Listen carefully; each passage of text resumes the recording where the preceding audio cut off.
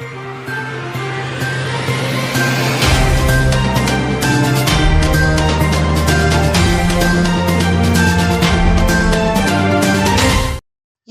முக்கிய நிகழ்வுகள். பொங்கல் பொருட்களுடன் 5000 ரூபாய் ரொக்கம் அதிமுக வலியுறுத்தல். நகர பகுதியின் முக்கிய சாலையில் திடீர் பள்ளம், வாகன ஓட்டிகள் பாதிப்பு.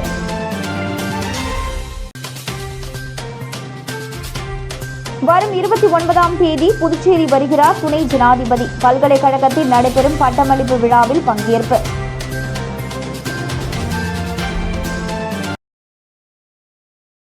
புதுச்சேரியில் பொங்கல் பண்டிகைக்கு 5 பொருட்கள் அடங்கிய பொங்கல் பரிசு தொகுப்பு வழங்கப்படும் என அரசு அறிவித்துள்ள நிலையில் பரிசு தொகுப்புடன் 5000 ரூபாய் ரொக்கமும் வழங்க வேண்டும் என அதிமுக வலியுறுத்தியுள்ளது.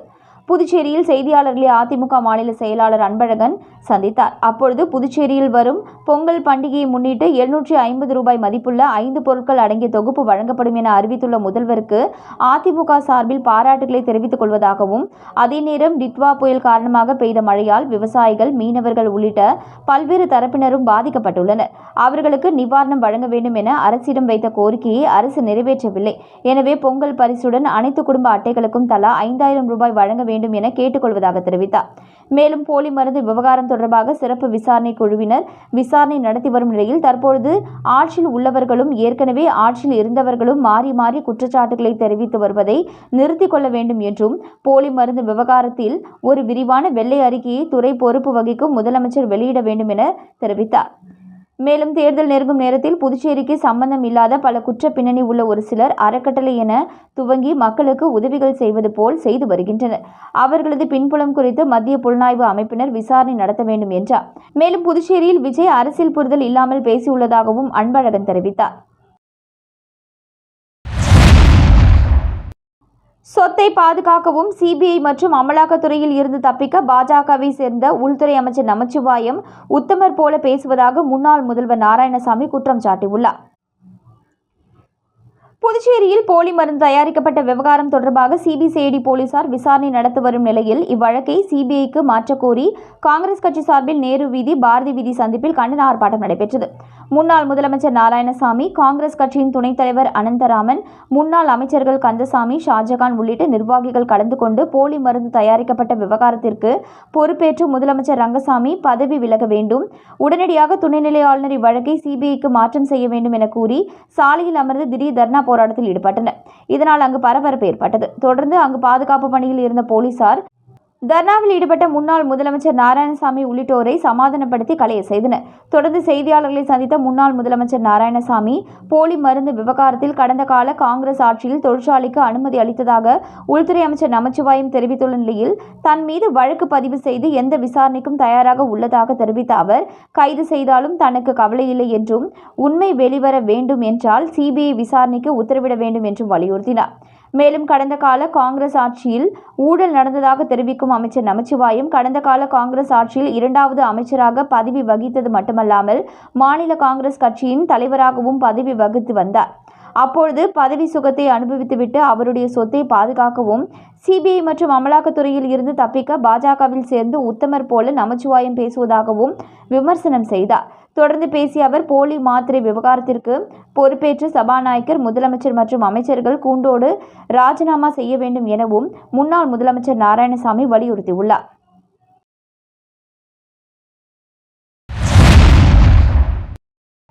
புதுச்சேரியில் மகாகவி சுப்பிரமணிய பாரதியாரின் பிறந்த நாளை ஒட்டி அவரது சிலைக்கு முதல்வர் ரங்கசாமி மற்றும் அமைச்சர்கள் மாலை அணிவித்து மரியாதை செலுத்தினர். மகாகவி சுப்பிரமணிய பாரதியின் பிறந்தநாள் விழா புதுச்சேரி அரசு சார்பில் கொண்டாடப்பட்டது. இதனையொட்டி பாரதி பூங்காவில் அமைந்துள்ள அவரது திருவுருவ சிலைக்கு முதலமைச்சர் ரங்கசாமி, சட்டப்பேரவைத் தலைவர் செல்வம், பொதுப்பணித்துறை அமைச்சர் லட்சுமி நாராயணன், குடிமைப் பொருள் மற்றும் நுகர்வோர் விவகாரங்கள் துறை அமைச்சர் திருமுருகன் மற்றும் சட்டமன்ற உறுப்பினர்கள் மாலை அணிவித்து மரியாதை செலுத்தினர். இதனைத் தொடர்ந்து ஈஸ்வரன் கோவில் வீதியில் அமைந்துள்ள மகாகவி பாரதியார் நினைவு அருங்காட்சியகத்தில் மகாகவி பாரதியார் அவர்களது திருவுருவப் படத்திற்கு முதலமைச்சர் ரங்கசாமி தலைமையில் மலர் தூவி மரியாதை செலுத்தப்பட்டது. புதுச்சேரி நகர பகுதியில் உள்ள முத்துமாரியம்மன் கோவில் வீதி சாலையில் திடீர் பள்ளம் ஏற்பட்டதன் காரணமாக அச்சாலை மூடப்பட்டது. தொடர்ந்து பள்ளம் ஏற்பட்ட சாலையில் பொதுப்பணித்துறை ஊழியர்கள் சரி செய்து வருகின்றனர். புதுச்சேரி நகர பகுதியில் அமைந்துள்ளது முத்துமாரியம்மன் கோவில் வீதி. இந்த வீதியும் காந்தி வீதி சந்திப்பில் இன்று காலை ஒரு லாரி சென்று சற்று நேரத்தில் சாலை உள்வாங்கி பள்ளம் ஏற்பட்டது. இதனை கண்ட அப்பகுதி மக்கள் அச்சமடைந்தனர். தொடர்ந்து இதுகுறித்து பொதுப்பணித்துறைக்கு அளிக்கப்பட்ட தகவலின் பேரில் சம்பவ இடத்திற்கு வந்த ஊழியர்கள் அச்சாலையை மூடினர். தொடர்ந்து அவர்கள் ஆய்வு செய்ததில் கடந்த சில தினங்களுக்கு முன்பு டிட்வா புயலின் போது மழை பெய்து நீர் சாலைக்கு அடியில் அதிக அளவு ஓடியதால் அதில் சாலை பழுதடைந்த நிலையில் கனரக வாகனம் கடந்து சென்ற பொழுது 4 அடி ஆழம் 3 அடி அகல பள்ளம் ஏற்பட்டது தெரியவந்தது. தொடர்ந்து அந்த பள்ளத்தை சரி செய்து சாலை அமைக்கும் பணியில் ஊழியர்கள் ஈடுபட்டனர்.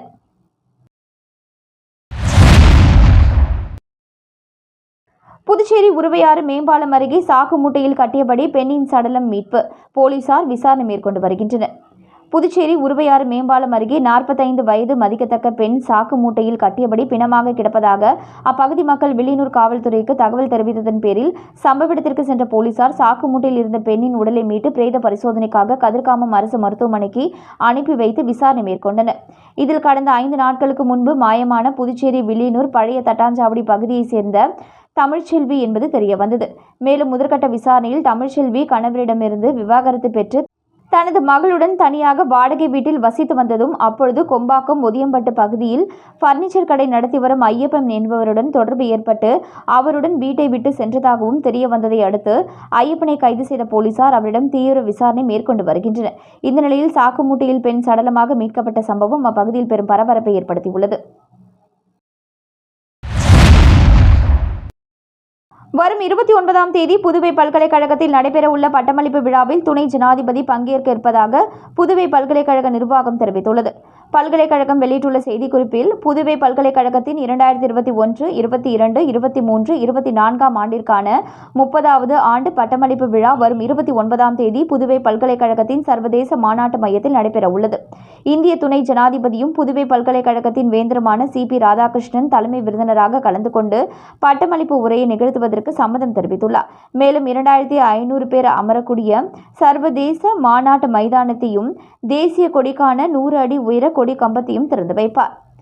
இந்த 30வது பட்டமளிப்பு விழாவில் 746 பேருக்கு முனைவர் பட்டமும் அதோடு இளநிலை மற்றும் முதுநிலை படிப்புகளில் 2021ஆம் ஆண்டு முதல் முதலிடம் பிடித்த 191 பேருக்கு, 2002ஆம் ஆண்டு முதலிடம் பிடித்த 191 பேருக்கும், 2023ஆம் ஆண்டு முதல் 192 பேருக்கும், 2024ஆம் ஆண்டு முதல் மதிப்பெண் பெற்ற 186 பேருக்கும் பட்டங்களையும் பதக்கங்களையும் வழங்கினார். பட்டமளிப்பு விழாவில் மொத்தமாக பல்வேறு துறைகளில் 73,527 பேருக்கு பட்டங்கள் வழங்கப்படுகின்றன. இவ்வாறு அதில் தெரிவிக்கப்பட்டுள்ளது.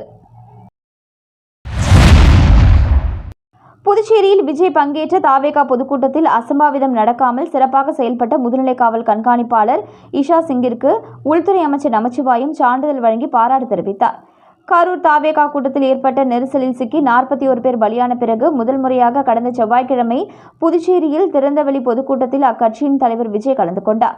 புதுச்சேரி உப்பளம் துறைமுக அரங்கில் நடைபெற்ற தாவேகா பொதுக்கூட்டத்திற்கு கடுமையான கட்டுப்பாடுகள் விதிக்கப்பட்டிருந்தது. ஏற்கனவே பாஸ் கொடுக்கப்பட்ட 5000 நபர்களை மட்டுமே காவல்துறையினர் உள்ளே அனுமதித்தனர். இந்த கூட்டத்தின் பாதுகாப்பு ஏற்பாடுகளை கவனித்த புதுச்சேரி முதுநிலை காவல் கண்காணிப்பாளர் இஷா சிங் IPS இஷா சிங் அரங்கின் நுழைவு வாயிலேயே நின்று மொத்த கூட்டத்தையும் சிறப்பாக கையாண்டார். மேலும் பாஸ் இல்லாதவர்களை உள்ளே அனுமதிக்க முயன்ற தாவேகா பொதுச் செயலாளர் புசி ஆனந்த் உள்ளிட்ட நிர்வாகிகளை கடிந்து கொண்ட காட்சி மூலம் இணையதளத்திலும் வைரலாக பரவினார். இருப்பினும் பெரும் விபத்துக்கு பிறகு நடைபெற்ற பொதுக்கூட்டத்தில் எந்தவித அசம்பாவிதமும் ஏற்படாமல் சிறப்பாக செயல்பட்டதற்காக அனைத்து தரப்பினரின் பாராட்டுகளையும் இஷா சிங் பெற்றார். இந்த நிலையில் DGP அலுவலகத்தில் நடைபெற்ற நிகழ்ச்சியில் புதுச்சேரி உள்துறை அமைச்சர் நமச்சிவாயம் இஷா சிங்கை நேரில் அழைத்து சான்றிதழ் வழங்கி பொன்னாடை போர்த்தி பாராட்டு தெரிவித்தார். புதுவை பல்கலைக்கழகத்தில் தமிழ் மாணவர்களுக்கு 66% வரை கட்டண தளர்வு அளிக்கப்படும் என மகாகவி பாரதியாரின் பிறந்தநாள் விழாவில் பல்கலைக்கழக துணைவேந்தர் பிரகாஷ் பாபு அறிவித்துள்ளார். புதுவை பல்கலைக்கழகத்தின் சுப்பிரமணிய பாரதியார் தமிழ் இலக்கியத்துறை மற்றும் வானவில் பண்பாட்டு மையம் சார்பில் மகாகவி பாரதியாரின் 144வது பிறந்தநாள் விழா புதுவை பல்கலைக்கழகத்தில் கொண்டாடப்பட்டது. நிகழ்ச்சியில் துணைநிலை ஆளுநர் கைலாஷ்நாதன் சிறப்பு விருந்தினராக கலந்து கொண்டு பல்வேறு போட்டிகளில் வெற்றி பெற்ற மாணவ மாணவியர்களுக்கு பரிசுகளை வழங்கி சிறப்பித்தார். விழாவில் பல்கலைக்கழக துணைவேந்தர் பிரகாஷ் பாபு, வானவில் பண்பாட்டு மைய நிறுவனர் ரவி, புல முதல்வர் சுடலைமுத்து, ஒருங்கிணைப்பாளர் ரவிக்குமார், பேராசிரியர்கள், ஆய்வாளர்கள் மற்றும் மாணவர்கள் கலந்து கொண்டனர். விழாவில் பேசிய துணைவேந்தர் பிரகாஷ் பாபு, தமிழுக்கும் தமிழ்துறைக்கும் சிறப்பு சேர்க்கும் வகையில் புதுவை பல்கலைக்கழக தமிழ்துறையில் வரும் கல்வியாண்டு முதல் கல்வி கட்டணத்தில் 60 விழுக்காடு தளர்வு வழங்கப்படும் என்றும், அதிலும் குறிப்பாக தமிழ் மாணவர்களுக்கு 66% விழுக்காடு வரை கட்டண தளர்வு அளிக்கப்படும் எனவும் அறிவித்தார்.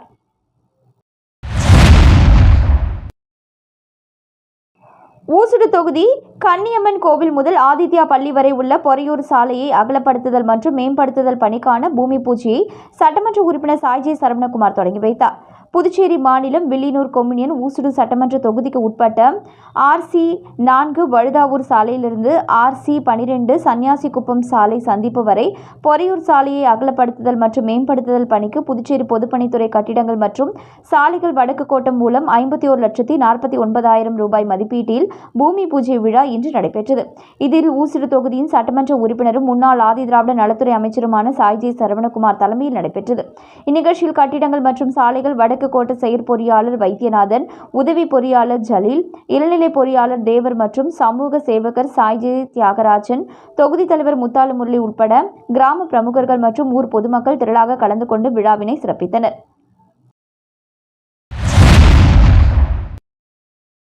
சுல்தான்பேட்டை புதுத்தெரு மக்களுக்கு 23 லட்சம் ரூபாய் செலவில் புதிய மின்மாற்றியை எதிர்க்கட்சித் தலைவர் சிவா இயக்கி வைத்தார்.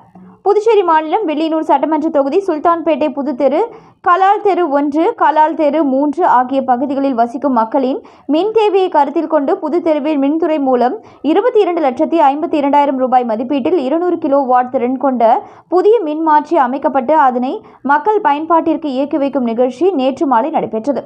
இந்நிகழ்ச்சியில் தொகுதியின் சட்டமன்ற உறுப்பினரும் சட்டமன்ற எதிர்க்கட்சித் தலைவருமான சிவா கலந்து கொண்டு புதிய மின்மாற்றியை மக்கள் பயன்பாட்டிற்கு இயக்கி வைத்தார். இதில் மின்துறை அதிகாரிகள் மற்றும் பள்ளிவாசல் நிர்வாகிகள், ஜமாத்தார்கள், ஊர் பிரமுகர்கள், வியாபாரிகள், பொதுமக்கள் என பலரும் கலந்து கொண்டனர்.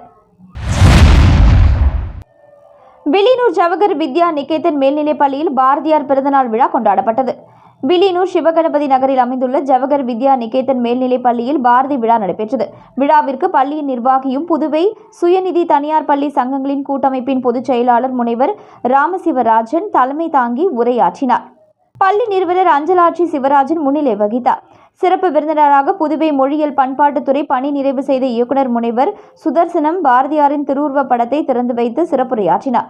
புதுவை சுயநிதி தனியார் பள்ளிகள் சங்கங்களின் கூட்டமைப்பின் தலைவர் முனைவர் ரங்கநாதன் குத்துவிளக்கேற்றி விழாவினை துவக்கி வைத்து வாழ்த்துரை வழங்கினார்.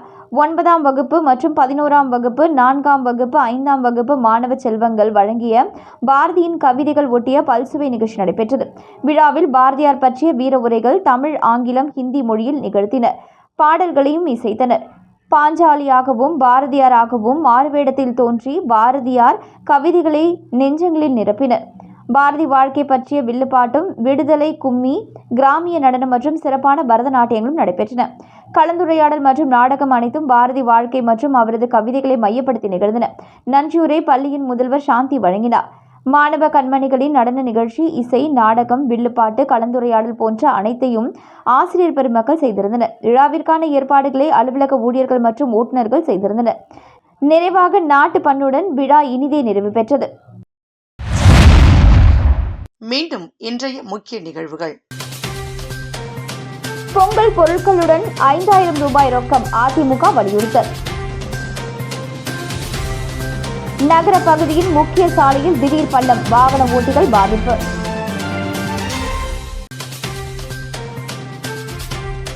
வரும் 29ஆம் தேதி புதுச்சேரி வருகிறார் துணை ஜனாதிபதி. பல்கலைக்கழகத்தில் நடைபெறும் பட்டமளிப்பு விழாவில் பங்கேற்பு.